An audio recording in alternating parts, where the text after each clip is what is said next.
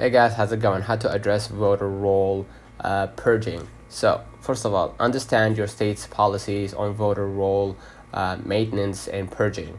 Regularly verify your voter registration status online to ensure you are still on the rolls.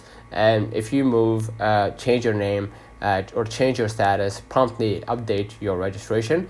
And if you believe you've been wrongfully purged, contact your local election office to challenge the decision or register anew, and support legislative efforts that protect voters from unfair purging practices, and staying proactive helps ensure your voting rights are protected. So let me know in the comments of this video. Hope you don't forget to like and subscribe.